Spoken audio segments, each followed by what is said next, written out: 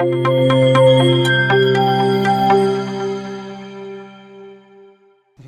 alaikum dear students and viewers. In the first part of our video on paragraph writing, we discussed why do we need paragraph. We also discussed the names of different types of paragraph. Then we discussed the constituent elements of body paragraph in detail. We discussed the structure of body paragraph in detail. In this part of our video, we are going to discuss another important thing. We will discuss introductory paragraph. Besides introductory paragraph, we will also be discussing transitional paragraph. We will also discuss our fourth category of paragraph, our fourth type of paragraph, that is concluding paragraph. So today we are going to discuss these three different types of paragraph: introductory paragraph, transitional paragraph, and concluding paragraph, which is also called conclusion of your any piece of writing. Body paragraph, introduction and conclusion, these are the essential elements of any piece of writing. You start your writing with introductory paragraph. After introductory paragraph you have to produce body paragraphs, और body paragraphs की जो number है कि आपको body paragraphs कितने रखने, it depends on your content. और CSS के एग्ज़ाम में या पीएमएस के एग्ज़ाम में बॉडी पैराग्राफ की जो आप रखना चाहते हैं नंबर, उसमें आपका डिपेंड करता है कि आपने थीसिस स्टेटमेंट किस तरीके से ऑर्गेनाइज किया है और फिर कौन कौन से बॉडी पैराग्राफ आपने, कितने आपको बॉडी पैराग्राफ चाहिए, और ये आपके मार्क्स के हिसाब से चीज़ें चेंज होती हैं. फॉर एग्जांपल इंग्लिश एसे के अंदर आपको बॉडी पैराग्राफ ज़्यादा चाहिए होंगे अपने आर्गूमेंट को सब्सटेंशिएट करने के लिए, और बाकी जो पेपर्स हैं आपके करंट अफेयर्स, पाकिस्तान अफेयर्स या कोई भी पेपर है वो 20 मार्क्स का क्वेश्चन है तो बॉडी पैराग्राफ की लेंथ कम हो जाएगी. लेकिन किसी भी राइटिंग के अंदर, किसी भी आपके रिस्पॉन्स के अंदर तीन बातें बुनियादी ज़रूरी हैं: introductory paragraph, then body paragraph, then conclusion. ये आपने पैटर्न हर जगह फॉलो करना है, हर आपने इस पैटर्न को लिखते हुए फॉलो करना है. वो बी और पीएमएस एग्जामिनेशन, जो सीएसएस एग्जामिनेशन, आपको इंट्रोडक्टरी पैराग्राफ चाहिए, आपको बॉडी पैराग्राफ चाहिए और आपको कंक्लूजन चाहिए. कंक्लूडिंग पैराग्राफ और इंट्रोडक्टरी पैराग्राफ एक होता है. बॉडी पैराग्राफ की जो लेंथ है और जो बॉडी पैराग्राफ का नंबर है वो चेंज होता रहता है. बॉडी पैराग्राफ के अंदर जो आप सेंटेंसेस लिखते हैं वो 8 भी हो सकते हैं, वो 12 भी हो सकते हैं. मैक्सिमम आप 12 रखते हैं और 8 आप मिनिमम रखते हैं. वेरी भी करते हैं और इनके अंदर वेरिएशंस एक्सेप्टेबल होती हैं. ये डायनामिक बनाते हैं आपकी राइटिंग को, वर्सटाइल बनाते हैं आपकी राइटिंग को. आप इसमें 8 सेंटेंसेस से 12 सेंटेंसेस तक रख सकते हैं. So let us discuss what we are going to discuss today. We are going to discuss introductory paragraph today. Introductory paragraph again unusual paragraph है. आप स्टार्ट में लिखते हैं इंट्रोडक्टरी पैराग्राफ, और इंट्रोडक्टरी पैराग्राफ इंट्रोड्यूस करवाता है आपके टॉपिक को. इंट्रोडक्टरी पैराग्राफ का फंक्शन ये होता है कि ये इंपॉर्टेंस बताता है आपके टॉपिक की. इंट्रोडक्टरी पैराग्राफ की जो सबसे इंपॉर्टेंट बात है वो ये है कि वो बताता है कि इसके अंदर आपका क्लेम क्या है और आप उस क्लेम को कैसे जस्टिफाई करने लगे हैं. आपका क्लेम क्या है और किस बेस के ऊपर आपने वो क्लेम बनाया है, that is called thesis statement. And thesis statement is an integral and important part of your introductory paragraph. Any introductory paragraph without thesis statement is considered incomplete, और वो आपके रीडर को फैसिलिटेट और गाइड नहीं करेगा. तो इंट्रोडक्टरी पैराग्राफ इस्टेब्लिश करता है आपकी इंपॉर्टेंस टॉपिक की, आपका आर्गूमेंट क्या है और आपका आर्गूमेंट किन पॉइंट्स के गिर्द जो है वो रिवॉल्व करेगा. इस चीज़ के बारे में इंट्रोडक्टरी पैराग्राफ आपका बता रहा होता है आपके रीडर को. इंट्रोडक्टरी पैराग्राफ हमारे पास कंपैटिटिव एग्जामिनेशन में दो तरह के होते हैं. This is very important to understand that introductory paragraphs do have two types. Introductory paragraph, we write introductory paragraph for our 11 papers, for current affairs, for Pakistan affairs, for Islamiyat, for your optional subjects, and one is the introductory paragraph that we write for English essay. English ऐसे का introductory paragraph थोड़ा सा different होता है बाकी papers के ऐसे के मुकाबले में. बाकी पेपर्स में जो आप लिखते हो इंट्रोडक्टरी पैराग्राफ, वो आप लिखते हो 20 मार्क्स के क्वेश्चन के अंदर, और जो आप इंग्लिश ऐसे के अंदर इंट्रोडक्टरी पैराग्राफ लिखते हो वो आप लिखते हो 100 मार्क्स के ऐसे के क्वेश्चन के अंदर. सो लेंथ वेरी करती है दोनों चीज़ों में. तो इंट्रोडक्टरी पैराग्राफ जो आपके 11 पेपर्स में आना है, जो आपने लिखना है इंट्रोडक्टरी पैराग्राफ 11 पेपर्स में, जो मैंने आपको बताया पार्ट ऑफ योर आर्गूमेंट है, part of your structure of the answer है. तो जो इंट्रोडक्टरी पैराग्राफ आपके बाकी 11 पेपर्स में आता है उसके अंदर बेसिक रिक्वायरमेंट्स आपकी 3 होती हैं. आप टेक ऑफ लाइंस लेते हो. Take off lines general statement होती हैं आपके टॉपिक के बारे में, और आप फिर उन टेक ऑफ लाइंस को 2 से 3 सेंटेंसेस टेक ऑफ लाइंस के आपके होते हैं। उसके बाद आप ब्रिज टू थीसिस स्टेटमेंट, यानी आप टेक ऑफ लाइंस में जनरल स्टेटमेंट होती है आपके टॉपिक के बारे में।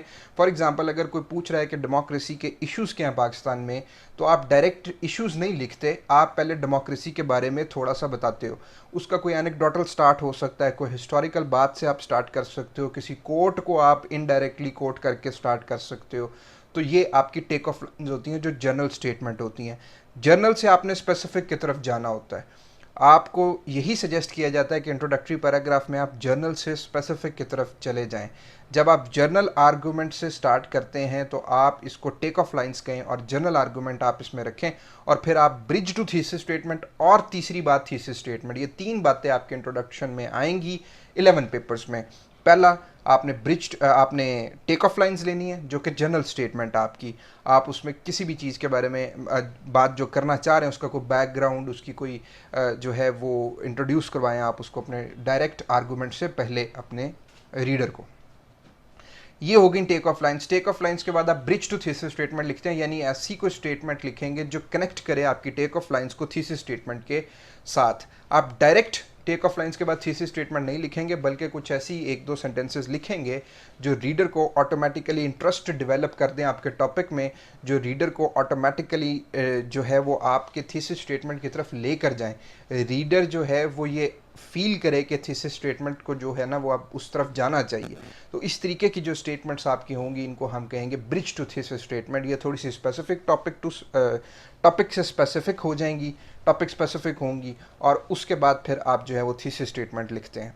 ये टोटल लाइंस आपकी बनती हैं, टोटल सेंटेंसेस आपके बनते हैं, ये 6 to 8 सेंटेंसेस आपके बनते हैं। इसमें वेरी भी कर सकते हैं आप, 10 सेंटेंसेस तक भी जा सकते हैं। सोशल साइंसेस में इस किस्म की जो हैं वो रिस्ट्रिक्शंस नहीं होती, लेकिन आप अपने जो रीडर है उसको फैसिलिटेट करते हैं, और जब आप बहुत ज़्यादा ड्रैग करते हैं चीज़ों को तो फिर चीज़ें इररेलेवेंट हो जाती हैं। लिहाजा आइडियली स्पीकिंग आपके 8 सेंटेंसेस होते हैं इस किस्म के इंट्रोडक्शन में।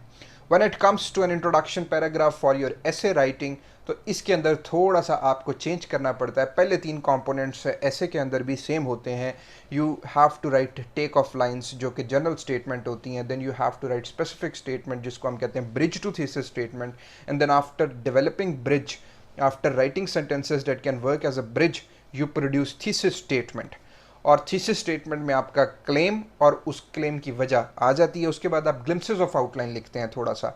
ये ग्लिम्पसेस ऑफ आउटलाइन वही होती हैं जो आप आउटलाइन बनाते हैं और सेक्शन 1, सेक्शन 2, सेक्शन 3 आपने बनाया होता है, और सेक्शन के अंदर आपने सब सेक्शंस बनाए होते हैं।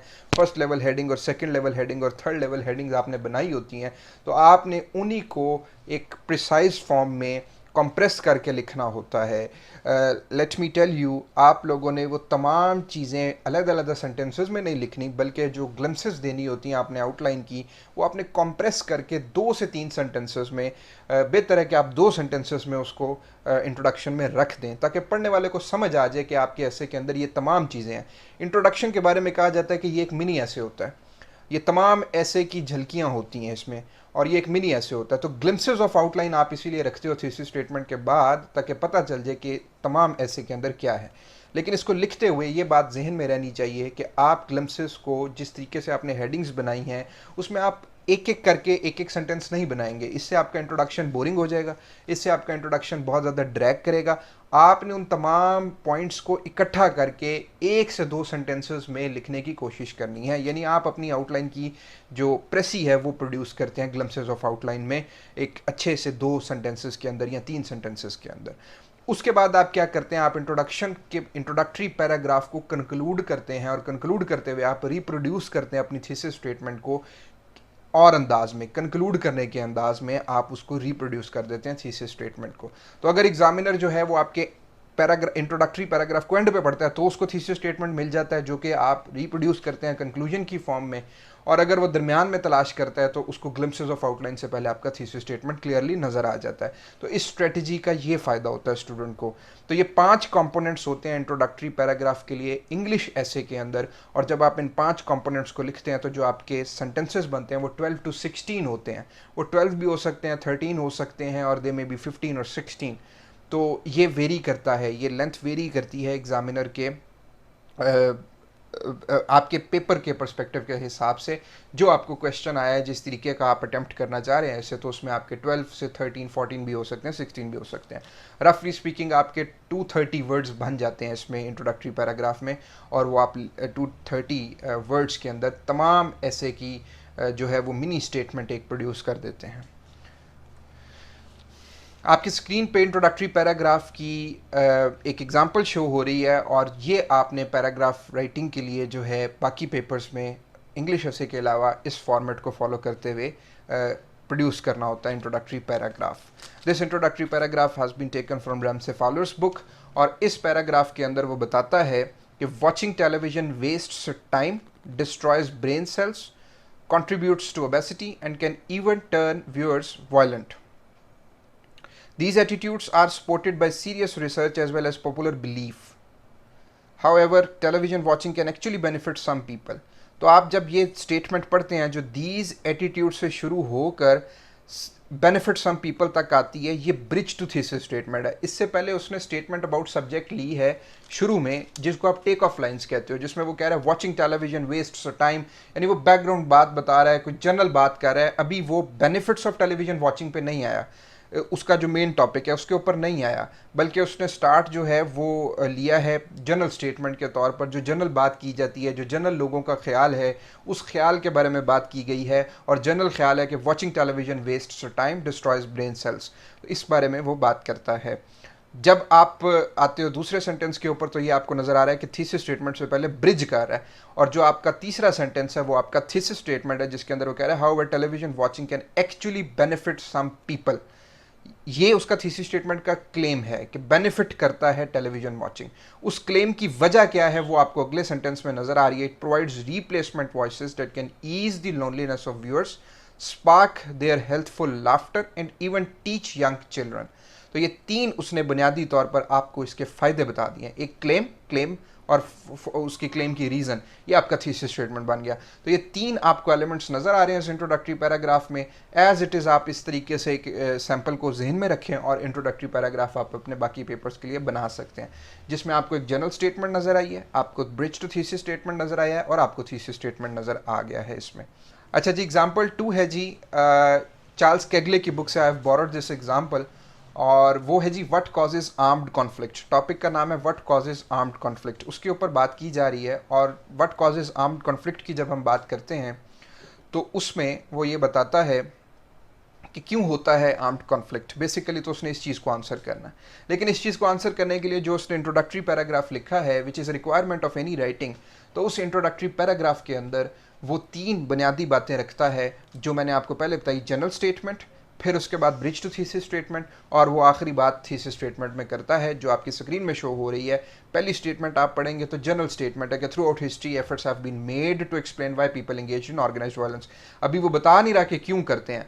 फिर दूसरी बात ब्रिज टू थीसिस स्टेटमेंट है, और तीसरी बात के अंदर वो रीजंस बता रहा है। ये आपका थीसिस स्टेटमेंट है, और वो रीजंस जो बताता है वो बताता है कि aggressive traits tied to human nature and individual human behaviour. इस तरीके से वो आपको तीनों बातें बता देता है, तीन उसके कॉजेज बता देता है कि व्हाट कॉजेज आर्म्ड कॉन्फ्लिक्ट। तो ये आपका थीसिस स्टेटमेंट है जो डायरेक्ट आंसर कर रहा है आपके क्वेश्चन को, व्हाट कॉजेज आर्म्ड कॉन्फ्लिक्ट को। तो थीसिस स्टेटमेंट को आपने एंड पे रखा, उससे पहले ब्रिज टू थीसिस स्टेटमेंट, और उससे पहले जनरल स्टेटमेंट आपने रखनी होती है। तो ये स्क्रीन पे आपके शो हो रहा है, आप इसको देखें, और आप इसको आपको ये फैसिलिटेट करेगा अपने इंट्रोडक्टरी पैराग्राफ को लिखने में। उसके बाद है जी organization of introductory paragraph for essay. आपने ऑर्गेनाइज किस तरीके से किया है इसको एसे के लिए। एसे की मैं आपसे बात पहले कर चुका हूं कि आपने उसमें 5 पॉइंट्स रखने होते हैं बेसिकली। आप इसमें जनरल स्टेटमेंट से स्टार्ट करते हो जिसको टेक ऑफ लाइंस कहते हैं, फिर आप ब्रिज टू थीसिस स्टेटमेंट रखते हो, और फिर आप थीसिस स्टेटमेंट, फिर आप ग्लिम्पसेस ऑफ आउटलाइन, और फिर आप कंक्लूड करते हो इंट्रोडक्टरी पैराग्राफ को in the form of thesis statement. लेकिन वो थीसिस स्टेटमेंट थोड़े से वर्ड्स चेंज होते हैं, उसमें थोड़ा सा स्टाइल उसमें चेंज हो जाता है ताकि आप मोनोटोनस ना हो। ट्रांजिशनल पैराग्राफ, ये एक और टाइप है पैराग्राफ की, ट्रांजिशनल पैराग्राफ। ये भी एक अनयूजुअल पैराग्राफ है, और ये आपके अनयूजुअल पैराग्राफ होने के बाद ऑप्शनल एलिमेंट भी है। ये ज़रूरी नहीं है कि आप इसको अपने एसे में या आप इसको अपने बाकी पेपर्स में यूज़ करें।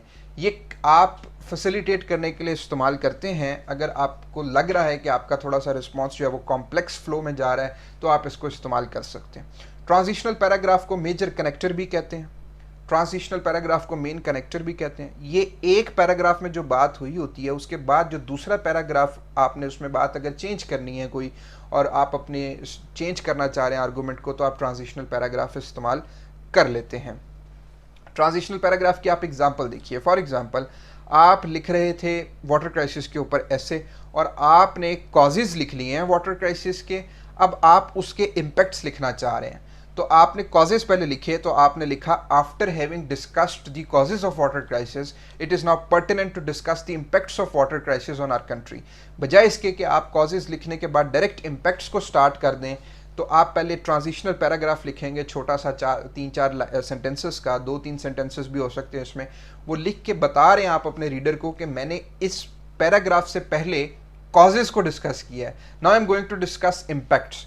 तो ये आपके रीडर को फैसिलिटेट करता है। आपका मेन जो मोटिव है, मेन जो फोकस है आपकी राइटिंग का, वो ये है कि आपने अपने एग्जामिनर को फैसिलिटेट करना। तो जब आप उसको फैसिलिटेट करें तो आप ट्रांजिशनल पैराग्राफ इस्तेमाल करेंगे। और ये अक्सर आप करते हैं जब आप कॉज से इफेक्ट की तरफ जा रहे हैं, कॉज से इम्पैक्ट की तरफ जा रहे हैं, इम्पैक्ट के बाद आप वे फॉरवर्ड बताना चाह रहे हैं, आपको रिकमेंडेशंस देना चाह रहे हैं, तो आप दोबारा से ट्रांजिशनल पैराग्राफ इस्तेमाल कर लेंगे।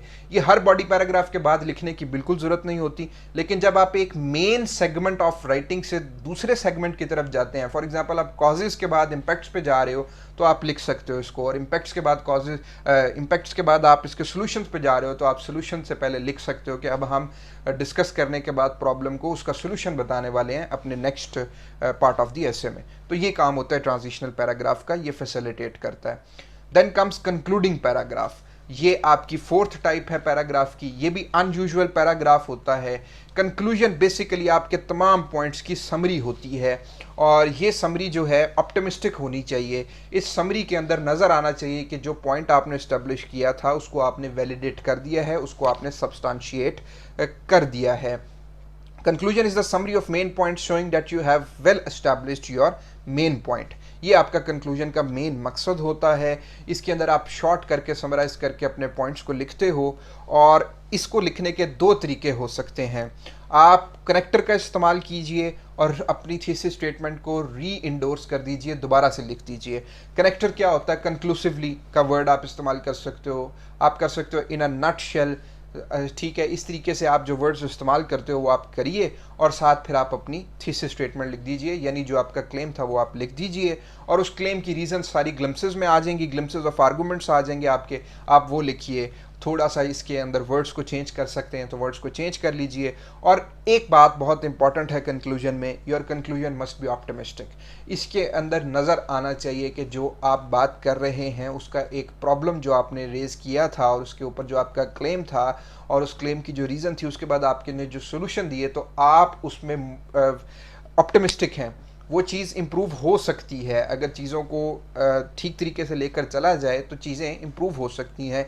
ये ऑप्टिमिस्टिक एंड कंक्लूजन में बहुत ज़रूरी होता है और ये इस चीज़ की तायीद करता है कि आपने जो पॉइंट इस्टेब्लिश किया था उसको आपने वैलिडेट किया है, उस क्लेम को आपने जस्टिफाई किया है। तो ऑप्टिमिस्टिक एंड बहुत इंपॉर्टेंट है। कंक्लूजन लिखने का, कंक्लूजन के स्ट्रक्चर को आप एक और तरीके से भी लिख सकते हैं। पहले मैंने आपको बताया आप कनेक्टर लिखें और फिर आप थीसिस स्टेटमेंट लिखें और फिर आप अपनी जो भी मेन पॉइंट्स हैं उसको समराइज़ करें और ऑप्टिमिस्टिक एंड के ऊपर एंड कर दें। जब आप सीक्वेंस को चेंज करते हैं तो वो क्या होता है? कनेक्टर लिखें, आप अपने ग्लिम्सेस ऑफ आर्गूमेंट्स लिखें और उसके बाद आप थीसिस स्टेटमेंट लिख दें विद एलिमेंट ऑफ ऑप्टिमिज्म। तो दोनों बातें ठीक है, क्योंकि अगर आप थीसिस स्टेटमेंट और पहले आप कनेक्टर और थीसिस स्टेटमेंट लिख रहे हैं तो थीसिस स्टेटमेंट की रीज़न क्या है वो आपकी ग्लिम्सेस आ जाएंगी। और अगर आप पहले ग्लिम्सेस लिख रहे हैं तो ग्लिम्सेस लिख के ऑटोमेटिकली आप कंक्लूड करेंगे तो आप एक सेंटेंस ऐसा लिखेंगे जो क्लेम को रीइंडोर्स करेगा, वो आपका थीसिस स्टेटमेंट बन जाएगा। तो ये दोनों तरीके कंक्लूजन में चलते हैं और आखिर में फिर आप ऑप्टिमिस्टिक एंड के ऊपर इस चीज़ को एंड कर देते हैं ताकि पढ़ने वाला जो है वो होपफुल रहे आपके आर्गूमेंट्स को लेकर, ना कि डिस्करेज हो। ये एलिमेंट परसुएसिव राइटिंग का एलिमेंट होता है, परसुएड करना इंपॉर्टेंट होता है। आप जब भी आर्गूमेंटेटिव राइटिंग करते हैं या कोई भी आप पीस लिखते हैं तो आप अपनी राइटिंग के अंदर रीडर को फैसिलिटेट करने के साथ साथ होप भी इंस्टिल करते हैं उसमें, और CSS के पर्सपेक्टिव से ये बहुत इंपॉर्टेंट होती है बात।